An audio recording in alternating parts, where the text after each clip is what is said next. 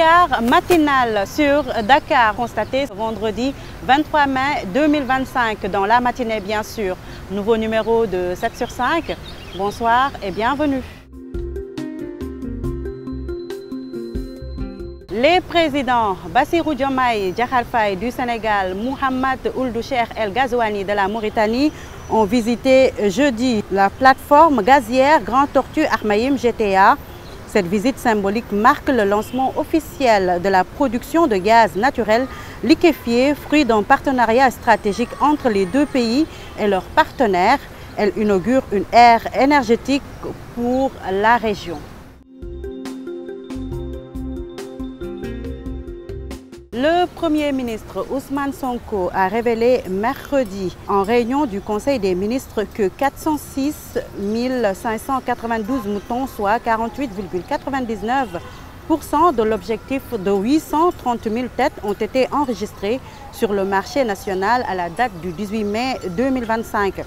Le chef du gouvernement a salué l'aménagement fonctionnel de 278 points de vente officiels identifiés par les gouverneurs de région. Il a également affirmé suivre de près le déploiement des dispositifs publics d'assistance aux populations vulnérables afin de leur permettre de célébrer la Tabaski dans la dignité.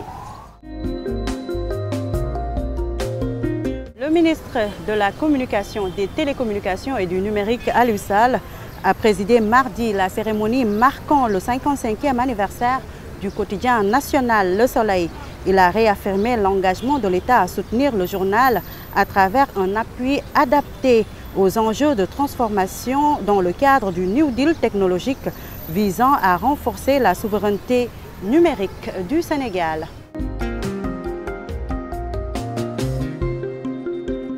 Nous restons dans le monde des médias avec les 33 étudiants de la 52e promotion du Centre d'études des sciences et techniques de l'information qui ont reçu jeudi leur diplôme de fin de formation au cours d'une cérémonie solennelle coïncidant avec le 60e anniversaire de l'école de journalisme de l'université Cheikh Anta Diop de Dakar.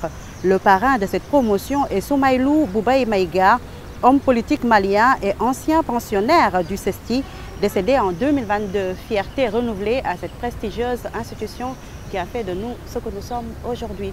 La cérémonie a aussi été présidée par le ministre de la Communication, des Télécommunications et du Numérique. Haute Cour de justice, le ballet des ministres de l'ancien régime se poursuit. Aïssatou Sophie Gladima, ancienne ministre des Mines et de la Géologie, et Moustapha Diop, ancien ministre du Développement industriel et des PME-PMI, ont été placés sous mandat de dépôt après leur comparution devant la commission d'instruction de la Haute Cour de justice. Ils font partie des 5 anciens ministres sous Macky Sall traduits devant la Haute Cour de justice pour diverses infractions, dont le détournement présumé de fonds liés à la gestion de la pandémie de Covid-19. Lundi dernier, Ndaye Saly Diop, ancienne ministre de la Femme et de la Famille, a été placée sous contrôle judiciaire après avoir versé une caution de 57 millions de francs CFA. Ismaïla Madior Fall, ancien ministre de la Justice, lui, a été placé sous bracelet électronique avec assignation à domicile mardi.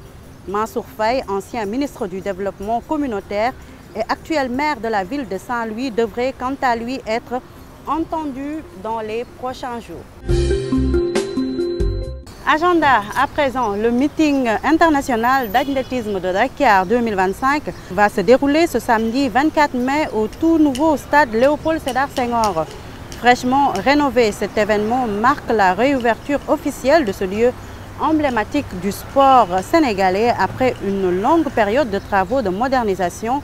La capacité du stade a été réduite de 60 000 à 54 000 places et il est désormais certifié conforme aux normes de la FIFA. C'est la fin de ce numéro de 7 sur 5, le résumé de l'actualité de la semaine en 5 minutes. Je vous donne rendez-vous la semaine prochaine, mais en attendant, restez avec moi pour suivre la vue de la semaine. Excellent week-end, au revoir.